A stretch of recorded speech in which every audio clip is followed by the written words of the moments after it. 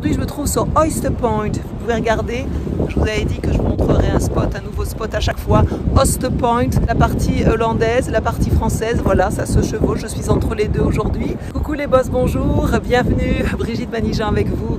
Aujourd'hui, dans une nouvelle série, les 10 raisons pour lesquelles les agents immobiliers vont tout droit à l'échec. Nous avons commencé ces petites séries sur 10, donc du coup nous sommes aujourd'hui à notre quatrième raison. Notre quatrième raison, c'est pas de modèle du tout ou carrément le mauvais modèle. Alors j'ai un exemple à vous donner, nous sommes 5 personnes à se côtoyer régulièrement, nous parlons business, nous partageons beaucoup d'informations ensemble, on parle du marché, nous parlons également de stratégie, nos revenus sont en rapport direct avec ces 5 personnes que nous côtoyons la plupart de notre temps dans ce business. Alors imaginez que vous posez cette même situation avec des nouveaux agents immobiliers. Vous êtes dans une session ou un groupe de nouveaux agents et là, vous commencez à regarder autour de vous. Vous commencez à regarder ce qu'ils font et devinez ce qui se passe. Eh bien, nous commençons à imiter les comportements, l'état d'esprit des uns et des autres et surtout des personnes qui nous entourent. Et les personnes en général avec lesquelles nous sommes le plus souvent. Et ça on le voit dans la vie de tous les jours, même à la maison, on essaie de faire pareil.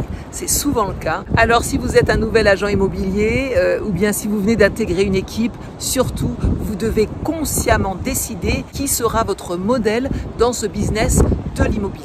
Et surtout, qu'est-ce qui sera le plus important pour moi? Peut-être que vous allez avoir envie de faire comme les personnes que vous pensez, que vous trouvez surtout les plus performantes, les plus techniques. Des personnes qui vendent des biens immobiliers depuis peut-être 2 ou 3 ans, pas très loin d'ailleurs de vous qui démarrez. Elles sont vraiment brillantes, elles ont du succès, elles ont réussi dans ce business de l'immobilier, mais elles n'ont pas réussi que dans ce business de l'immobilier. Elles ont également réussi dans leur vie de tous les jours, elles ont réussi dans leur relation avec les autres, dans leur relation et leur rapport avec leur argent, elles ont réussi dans leur façon de s'organiser. En fait, elles ont tout simplement réussi dans tout ce qu'elles font. Voilà, ce sont ces personnes-là, peut-être, qui vont vous inspirer et qui vont vous donner envie d'en faire autant. Malheureusement, l'erreur que la plupart des gens font, c'est qu'ils n'ont pas de modèle. Ils sont coincés dans des détails sans importance, avec des personnes, des agents qui viennent de démarrer, qui n'ont pas encore vendu de biens.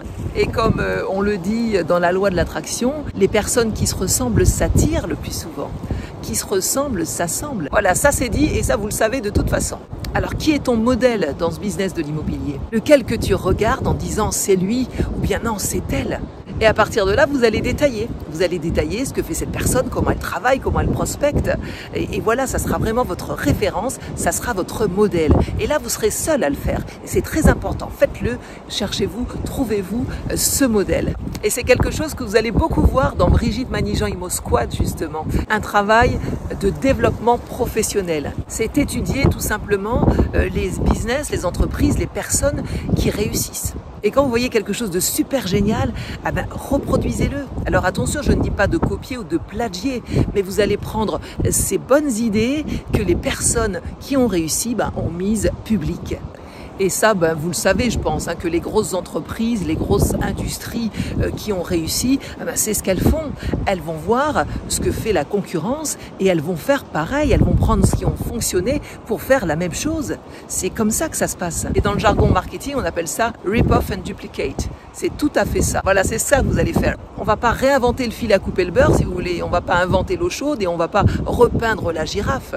Non, entourez-vous de bonnes personnes, entourez-vous de personnes qui ont réussi. Ou encore mieux, trouvez-vous un mentor, tout simplement. C'était ma 4e raison, notre 4e raison des 10 raisons qui mènent tout droit nos chers collègues de l'immobilier à l'échec.